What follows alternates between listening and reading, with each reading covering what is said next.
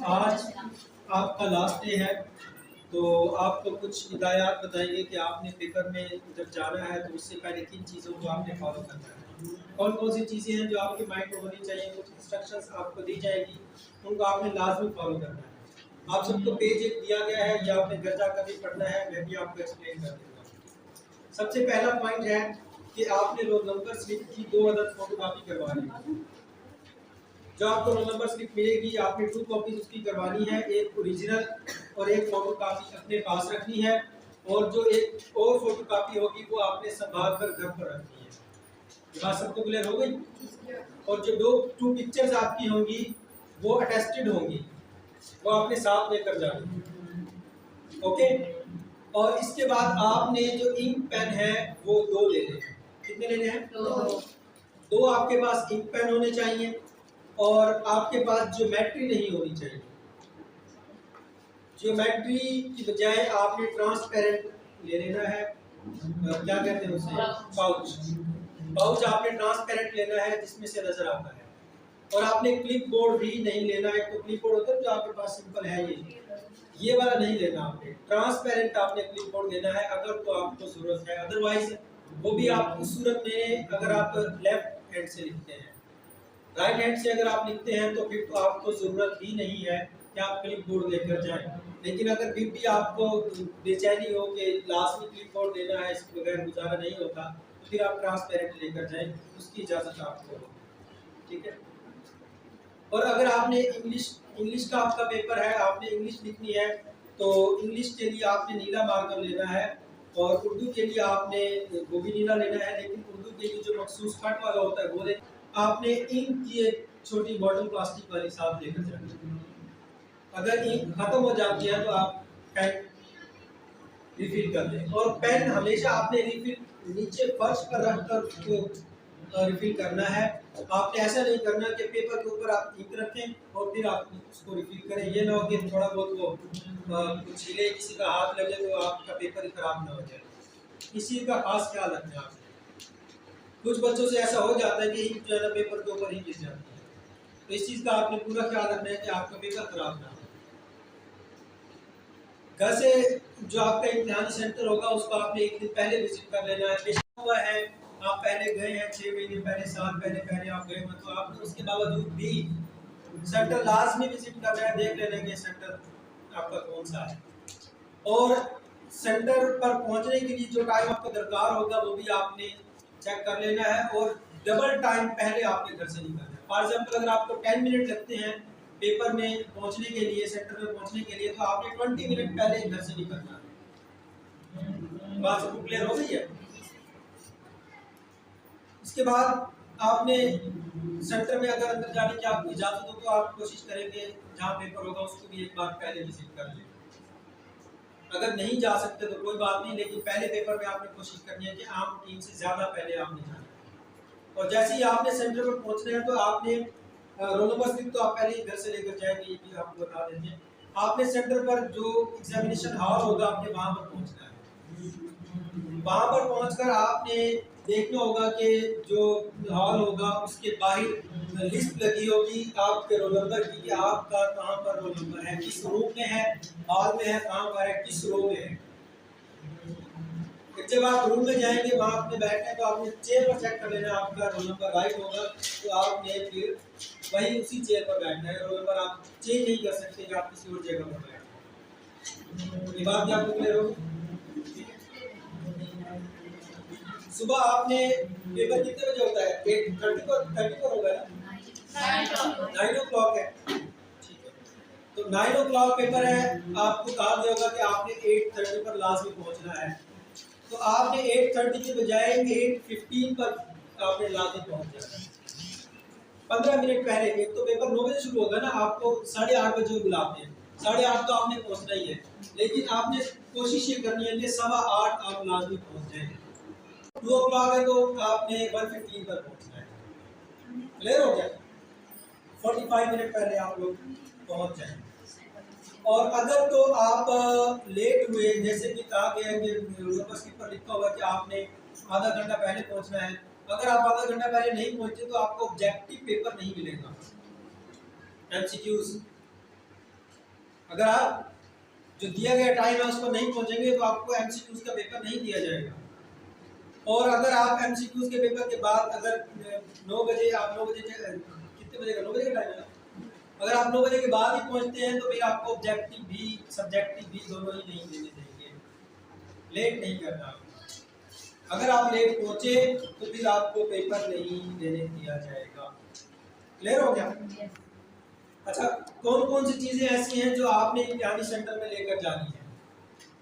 Number 1, roll number slip आपने original भी लेकर जानी है और आपको जो कॉपी कार्ड था वो भी साथ लेंगे, वो आपने साथ लाजमी लेकर जानी है, तो अटेस्टेड होगी। ये आपने देख लेना है कि आपकी पिक्चर भी अटेस्टेड हो। इंक पेन मैंने आपको बता दिया कि आपने 2 लेने हैं और इंक की आपने बॉटल भी छोटी लेनी है, प्लास्टिक वाली। नीला मार्कर आपको कहा है कि आपने कट वाला भी लेना है, सिंपल भी लेना है। आपने नकदी जो है, जो पेमेंट है, आपने ज़्यादा नहीं लेकर जाना, जो ज़रूरत की है सिर्फ आप वही लेकर जाएं। अगर आप ज़्यादा लेकर जाएंगे तो भी आपके लिए प्रॉब्लम होगी। ज़्यादा आने का मतलब ये होता है कि हो सकता है कि आप किसी को पैसे दें, उनको ये डाउट होता है, तो आपने ज़्यादा पैसे भी नहीं लेकर जाने। और ज्योमेट्री बॉक्स, जब आपका जब मैथ का पेपर होगा तब आपने ज्योमेट्री बॉक्स भी साथ लेकर जाना है लाजमी। और इसके साथ साथ आपने वॉच भी लेकर जानी है, हाथ वाली घड़ी, ये आपके पास लाजमी होनी चाहिए। आपको किसी से टाइम पूछने की जरूरत ना पड़े। आपने पेपर देना है तो आपको पता होना चाहिए कितने बजे पेपर शुरू हुआ, टाइम पर शुरू होगा। एमसीक्यूज का टाइम आपने देख लेना है, जो टाइम रहता होगा उसके अकॉर्डिंग आपने पेपर अपना अटेम्प्ट करना है। सब्जेक्टिव में आपने देख लेना है कि कितना पेपर आपका हो गया, कितना टाइम रहता है, साथ साथ आपको पता चल जाएगा। आपको किसी से पूछने की जरूरत ना हो, बार बार आप किसी को डिस्टर्ब ना करें। और कुछ चीज़ें ऐसी हैं जो आपको साथ नहीं लेकर जानी। फॉर एग्जाम्पल पर्स, देखिए पर्स साथ ले जाती है, पर्स आपने साथ नहीं लेकर जाना, ठीक है। मोबाइल फोन आपने नहीं लेकर जाना, ज्योमेट्री बॉक्स आपने साथ नहीं लेकर जाना। सिर्फ जो मैंने आपको बताया था पाउच में आपने अपना सामान रखना है, ज्योमेट्री बॉक्स आपके पास नहीं होगा। क्लिप बोर्ड जो आप ये जो रंगीन है ये आपने नहीं लेकर जाना।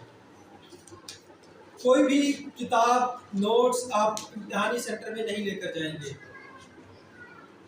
कोई हेल्पिंग मटेरियल, चीटिंग का कोई भी मटेरियल है वो आप साथ नहीं लेकर जाएंगे। अगर खुदा ना खास्ता आपने बिल्कुल नहीं लेकर जाना, अगर आपके पास से निकल आए तो आपके ऊपर केस बन सकता है। इस चीज का आपने खास ख्याल रखना है। किसी भी क्लास फेलो के साथ आपने नहीं जाना, किसी भी क्लास फेलो के साथ आपने नहीं जाना। आप खुद अपने बाबा के साथ सेंटर पर जाएं। ऐसा ना हो कि आप किसी के साथ जाएं उसको आपकी वजह से लेट हो जाए। सेंटर में जैसे आप पहुंचेंगे हॉल के करीब होंगे, ताकि अगर आपको कोई इंस्ट्रक्शन दी जाती है तो वो आप तक फौरन पहुंच सके। प्लान मैंने आपको बता दिया है। और आपने जो वहां पर निगरान होंगे, जब जाना है सेंटर में उनसे सलाम लाजमी करना है। किसी के साथ किसी किस्म की कोई बदतमीजी नहीं करनी, सबका आपने अदब करना है। जैसे आप यहाँ पर टीचर्स का अदब करते हैं, आपने वहाँ पर भी तमाम टीचर्स का अदब करना है। जो भी वहाँ पर मौजूद हो सबका आपने एहतराम करना है। और आपने जो एक चीज़ का खास ख्याल रखना है कि कुछ बच्चे क्या करते हैं, बाज़ लोग उनके पास जो अटेंडेंस शीट होती है वो नहीं आती। पेपर में आपकी अटेंडेंस लगना ज़रूरी है। ऐसा नहीं है कि आपको जो पेपर मिला उसके ऊपर आपने रोल नंबर अपना नेम लिख दिया, आपकी अटेंडेंस होगी। नहीं, अटेंडेंस के लिए अलग से एक शीट आएगी, उसके ऊपर आपके जो पेपर की शीट होगी, जो क्वेश्चन पेपर होगा एमसीक्यूज का, उसका कोड भी लिखना होता है। और जो आपके पास आपकी शीट होगी उसका कोड भी आपने वहां पर लिखना होगा। आपका नेम भी लिखा जाएगा, आपके सिग्नेचर भी होंगे। अगर आपने अटेंडेंस ना लगाई तो इस तरह समझ लें कि आपका पेपर हुआ ही नहीं है। अटेंडेंस आपकी लाजमी होनी चाहिए। और आपका जो पेपर होगा उसके ऊपर जितनी भी हिदायत होगी, जैसे आपको यहाँ पर दिया गया था बोर्ड के अकॉर्डिंग आपने सारी चीज़ें अटेम्प्ट की थी, तो उसी तरीके से आपने अटेम्प्ट करनी है, कोई चीज़ आपकी खाली न रह जाए। अगर आपके पेपर में कोई मसला आ गया तो आपको फिर उसका बाद में फाइन पे करना पड़ेगा। और अगर आपको याद नहीं आ रहा तो फिर आप हो सकता है कि आपको कोई चीज़ मिस ही ना हो जाए।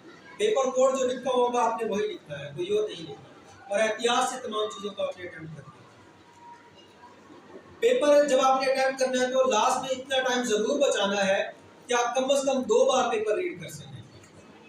ऐसा ना हो कि टाइम जब एंड हो रहा है तब आपका पेपर एंड हो रहा है, नहीं। आपने इतना टाइम लास्ट ही बचाना है कि आप 2 टाइम पेपर रीड कर सकें, आपकी कोई मिस्टेक ना हो।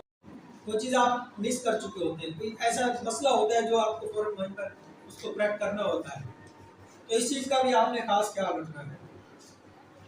जवाबी कॉपी के जो पेपर होंगे 24 उसकी शीट्स होंगी, और वो आपको शीट दोबारा नहीं मिलेगी कोई भी, जहाँ पर आपको शीट दोबारा नहीं जाती है आपको कोई जवाबी कॉपी अगेन नहीं मिलने वाली। उन्हीं 24 पेजेस पर आपने अपना पेपर मुकम्मल अटेम्प्ट करना है, तो आपने इतना भी खुला नहीं लिखना कि आपकी शीट ही कम पड़ जाए। इस चीज़ का आपने खास ख्याल रखना है। दुरूद शरीफ आपने साथ साथ पढ़ते रहना है। शुरू में जब आप बैठेंगे तो आपने दुरूद शरीफ का एहतमाम लाज़मी करना है। आपने सेंटर में किसी के साथ कोई दोस्ती नहीं बनानी, आगे पीछे कोई बैठा है उसके साथ दोस्ती कर ली, नंबर ले लिया, नहीं। अपना पेपर अटेम्प्ट करना है आपने, ना किसी को अटेम्प्ट करवाना है, ना आपको किसी का अटेम्प्ट करने की जरूरत है, ना आप किसी का देखेंगे, ना आप किसी को पेपर दिखाएंगे।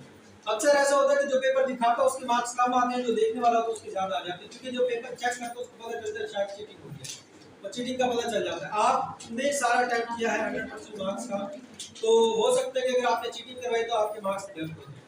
चीटिंग आपने किसी को नहीं करवानी, सुन रहे हैं ना सब? किसी को चीटिंग नहीं करवानी, आपने अपना पेपर अटेम्प्ट करना है, अपनी पूरी तैयारी के साथ आपने जाना।